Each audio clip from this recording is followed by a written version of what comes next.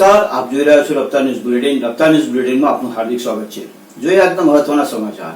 બનાસકાંઠાના ધાનેરામાં પહેલા જ વરસાદે ખોલી નાખી તંત્રની પોલ.